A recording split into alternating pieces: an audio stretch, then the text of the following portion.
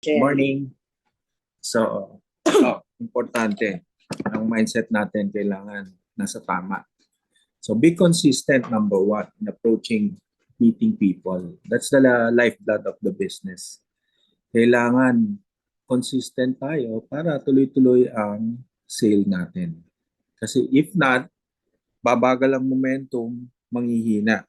No? But ako, my experience is, pag nagmi-meet ng client, lalo akong lumalakas kasi may kausap ako lagi. No? And isa pa, nahahasa ka, napapractice ka. So yan yung importance ng lagi kang may kinakausap. Lagi kang may client meeting. No? Be consistent in equipping yourself to do the job. Well done.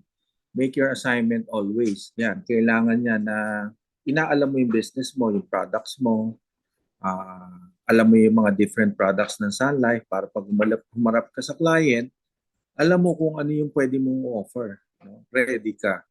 Yan. Isang ano yan, dapat ready ka. Kumbaga sa gera, pumunta ka, kailangan may bala ka. Ganun lang yun, di ba? Do it with passion and believe in your job. Yan. Isang importante, ang passion. Passion of helping people. Okay? Yan yung ano ko naiisip ko sa akin. Consistency will bring you to meet your goals and pledges. So guys, ang ano lang natin, di ba? Lagi namin sinasabi, at least mag 3 lives minimum ka para consistent ka. If you do 3 lives a month, you do it for 1 quarter, 9 lives yun, awardee ka. Malamang sa awardee ka, bronze, silver, or gold yun. Okay? So, itatak nyo sa mindset, 3 lives per month. Huwag kang papayag sa sarili mo na wala kang 3 lives in a month. Yan ang magbibigay ng productivity sa'yo. Kasi pag nagawa mo yung 3 lives per month, hindi malayong maka 9 lives per month ka. Kasi marami ka nang kinakausap. Maraming pwedeng mag-refer sa'yo. Yan. Being all that you can be every day is important. Yung everyday to-do list natin, important yan. Imagine, if you do 30 minutes calls a day, ilang tao matitext at mako-call mo in 30 minutes? Di ba ang dami? Kahit 10 kayang-kaya. So, ganon lang. Be mindful of your day-to-day activity. Kailangan may schedule. Hindi yung pwedeng kung maisip lang. Kailangan may schedule ka in a day. May Sun Life activity ka. Doing your job consistently even if some rejected you. Move on to the next prospect. Ito, maraming sa atin, sa sales team natin, kukuha na. Tapos nanghina siya dahil hindi natuloy. Yan. Maraming nanghihina sa atin. So ako, ang point ko dyan, move on to the next lang. Kasi hindi mo naman mapipilit ang kliyente kung hindi pa siya hinog. Diba? So move on to the next lang. And maniwala ka lang, think positive na pag naging ready yan, kukuha yan. Ganun lang ang mindset dapat natin, positive. They are not afraid to make mistakes. You fall, you stand up. Hindi na close, I will learn from that mistake. Businessman who asked to do 100 million proposal, hindi ko na close. Learn from your mistakes. One day you will be successful in what you do. Itong 100 million proposal na to, kwento ko to, na nung first time ko nag-meet ng businessman na hindi ako sinamahan ng manager ko, si Lisette. Sabi niya, kaya ko na yan. And true enough, sumugod ako. Okay? Pagharap ko dun sa businessman, kinento ko yung business buy and sell agreement.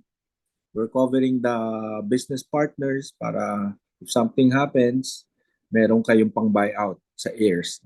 So naniwala siya, nagpagawa siya. 100 million each. Isa yung partner niya. So tig 100 million sila.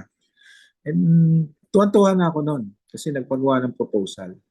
And ang nangyari, I found out na meron akong friend na agent sa abroad, financial advisor abroad. Doon kumuha sa abroad, dito sa friend ko. Yun yung masakit na nangyari na nalaman ko. Pero behind that, natuwa na rin ako kasi at least nakapag-present ako sa businessman. At kumuha. ibig sabihin, may naintindihan siya. Although kumuha nga lang sa iba. No? So, ganyan yung mga experience. Maganda talaga, sinusubukan natin. Okay? Keep on sharing, number 2. Keep on sharing. Believing that you have something in your hands to create millions and millions benefits to people. Share it. No? So, ganyan yung license nyo, guys. Walang limit. Ang number 1 magli-limit ang sarili natin. Yun ang kalaban. So, isipin nyo yung license na you can create millions and millions to all families na mamimit nyo. Ang sarap nung ganong feeling. No? Kaya, I encourage you na huwag kayong mawawala. You validate, at least, validated kayo, 180,000 a year. You're making 20,000 a year minimum para validated. Huwag niyong pababayaan na zero month kayo. No? Pag nagsi-zero month kayo, asahan mo na yan, hindi ka magbabalidate, hindi ka aabot sa finish line in 1 year. Si Sun Life pa magtatanggal sa atin. Sayang. Diba? So, yan. Number 3, have a winning attitude. High performance people is working in a full-time job. One thing they have in common is they are hungry to have a better life. Stay hungry to do the job. Importante ito, guys, na hungry kayo sa job. Hungry kayong makatulong. Hungry gawin ang trabaho, maging masipag. Kasi yan yung mga traits ng successful agent. Successful people. Walang shortcut. Walang shortcut. Kailangan gumagalaw ka, mikilos ka, malakas ang loob mo. They work hard to achieve their goals. I know my license can protect millions and millions, giving benefits to families. So, ganyan yung hawak mong license dito. Walang limit, no? As I said, ikaw lang ang magbibigay ng limit sa sarili mo. Pag hindi ka kumilos, that's it. Nasa sa kamay mo yan. Don't complain. Focus on what you can do instead of complaining. Ito yung mga mahilig mag-complain. Diba? Mahirap yan. Kasi masisira tayo dyan eh. Masisira din yung mood mo dyan. But focus on the solution and not the problem. Yan ang importante. Doon ka sa solution, isipin mo, huwag ka na lang mag-complain. Right? Focus only on the solution. Sabi nga, if you're not part of the solution, you're part of the problem. Okay? If you're not part of the solution, you are part of the problem. So focus on the solution. Number 5, working with the team, exchanging ideas with your teammates will enhance your knowledge and relationship to fellow advisors. Iba rin yung meron kang kabady, guys. Pwedeng kabady mo rin yung manager mo, but good thing, meron ka rin kabady as kapareho mong agent. No? Na pwede kayong magkita, pwede kayong mag-usap, pwede kayong magkape. Pag nare-reject ka, may kausap ka, ayain yung kabady mo. Importante yan. No? Kasi parang yan yung baga, di ba? Pag pinagdikit-dikit mo yan, lalong mag-aapo yan. Lalong lalakas yan. Ganon din tayo. Kailangan magdikit-dikit tayo sa mga taong mga maaayos na agents na kilala natin. Okay? Do not give up meeting each other kasi manghihina ka. Wala ka nang benta, hindi ka pa nagpapakita sa meeting, lalo kang manghihina, lalo kang mawawala. Don't work alone. Mawawala sa sirkulasyon. Always attend meetings and trainings. Maging committed tayo with Sun Life. You attend trainings, unit meetings, yung mga trainings na nasa email nyo, pwede kayo mag-attend dyan. And then you attend branch meetings, sales team meetings. Yan lang naman. Don't mind rejection. Kasi hindi naman, isipin mo, hindi naman lahat ng tao kukuha sa'yo. Hindi kasi God. Hindi ka powerful.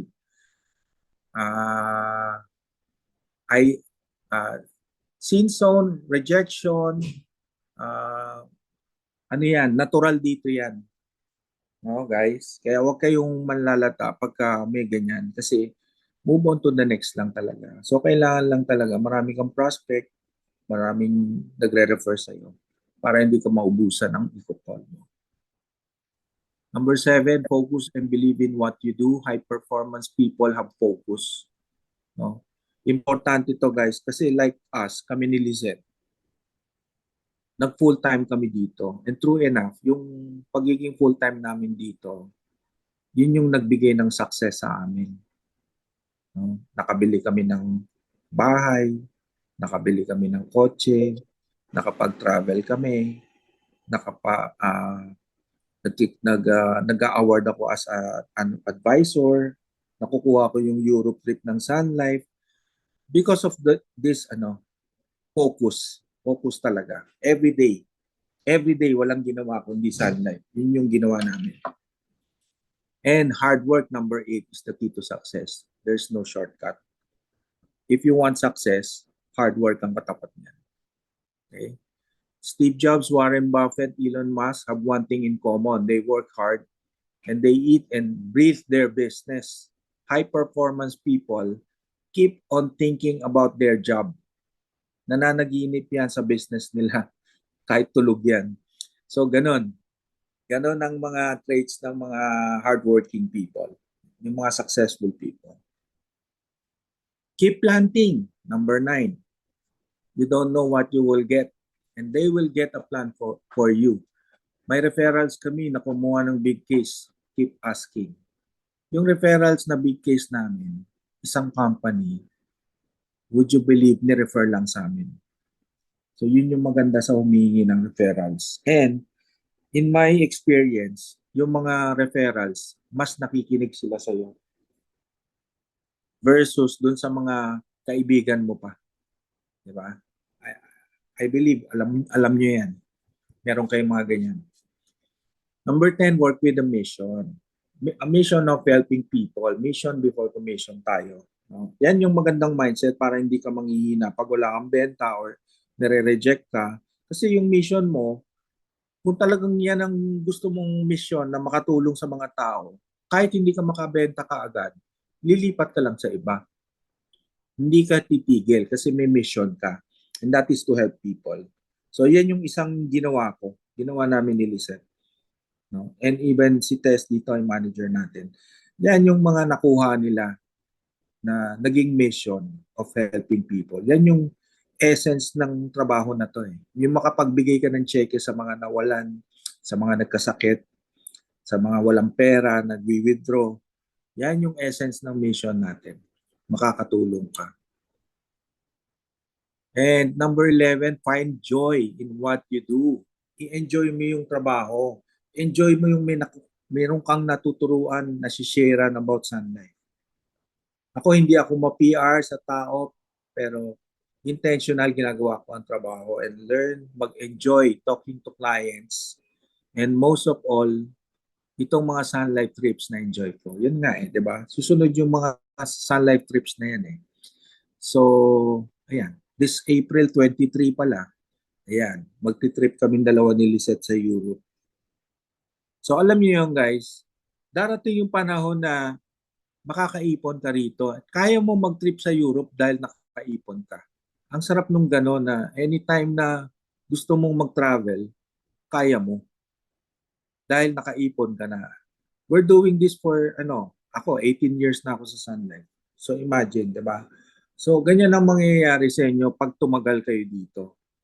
Pag ginawa nyo tong mga traits na to na sinare natin, hindi malayo. Yung na-achieve namin, ma-achieve nyo rin. Di ba? Skills, steady, sipag, share, equal success. Keep on sharing. Ayan. Alright. Meron pa ba? Ayun. Proverbs 13:4, diligent hands will rule. The desires of the diligent are fully satisfied.